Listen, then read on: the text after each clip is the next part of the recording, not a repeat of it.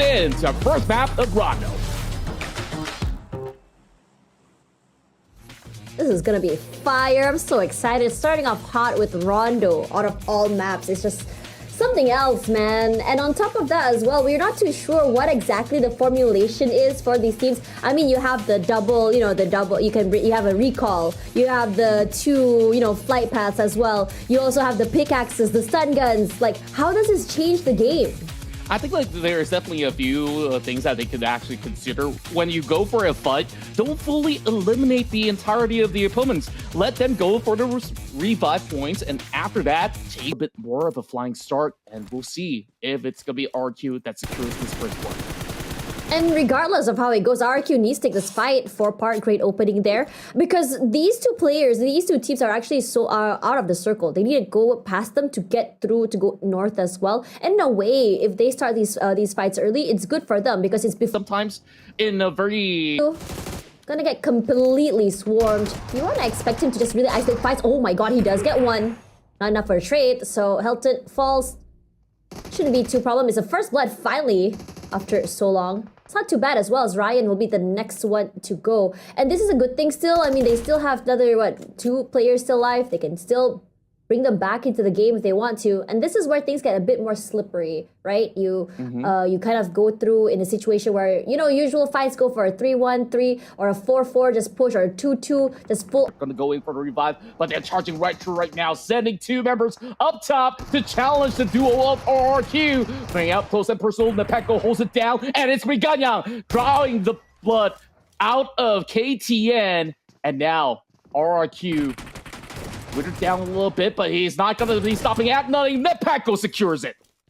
Nice shots coming through. Love how he played as well. Very patient, holding on the line first, trying to get as much info as he can. In the long run, but the problem is that circle's going all the way down southeast. So we've already got DX, Excelsior, and it seems like that member of MXG is holding it down, knocking 2 more out of RQ. Can he actually clutch this situation? They're still in the blue zone. Macara's health bar is dropping low, and that nice. one tap will secure it for RQ.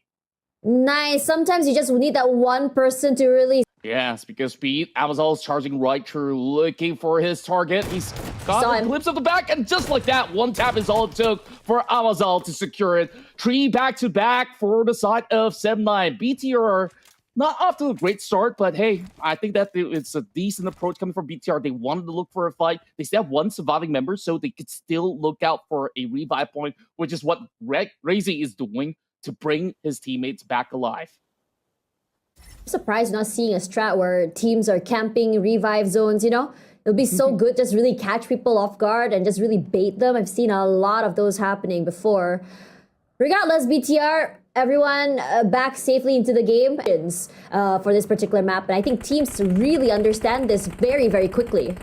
Absolutely, and right now you can see how congested it gets. RQ now arriving the scene to try to challenge up ahead up against these members of 52 Esports. 52 hunkered down, and Nepeko instantly getting pummeled by Lamborghini on the opposite corner, and well, that's one member down very swiftly. RQ got to hold back for a slight bit because Ganyang is also getting tagged. And now it's nice. Lepar soaking all the brunt of the damage coming in from the Deathblade. And Kiddo's going to be able to just put one more point in to ensure at least 52 Esports gets a good start heading into this map. Kiddo ate a lot of damage there, and the rest of 5-2 is just waiting in the wings, waiting for the right time to just really push out here. They don't want to give them these isolated fights. They don't want to give them 1v1s. But they take it too long. Lapar is already back in the game here. Ganyang waiting in the wings. This guy, this newcomer, has not only been huge in terms of eliminations, and it's going to be even harder to get in, especially with the teams inside of the area. But everyone's fighting for a piece of that pie. Blind shots all around here. Manzi in the corner, somehow managing to find his way to Kiddo as the rest of his teammates take away that space to give them that space to play with as well. The corners cleared. Homeboys close as well as RQ slowly take an inch bit by bit, and 5-2 hunkered in the corner. 1 nade is all it needs to take them out.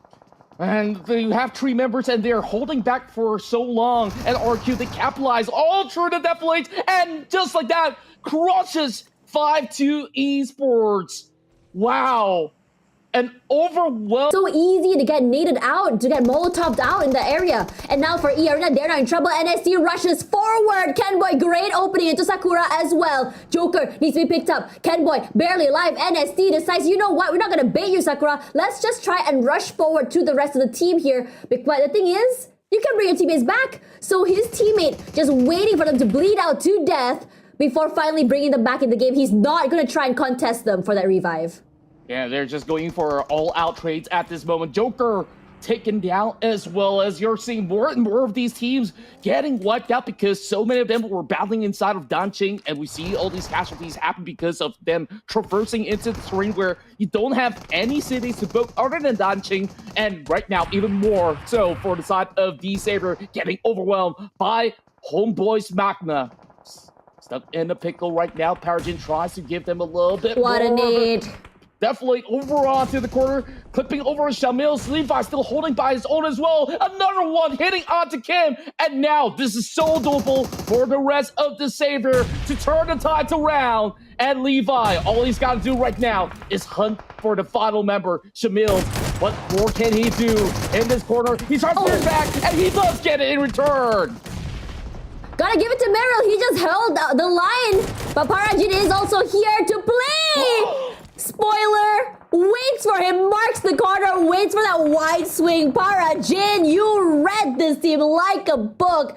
And now he's healthy. He can still bring his teammates back into the game as well. As on the other side of the map here, Faii looking for a way up. Voxy is not making it easy. Canary knocked down as well as Chaco and Shopper looking to rush forward together as a team. If they're able to get a nice crossfire, nice double swing, they're able to just really take it to the top. But they're in trouble here. This terrain is not in their favor.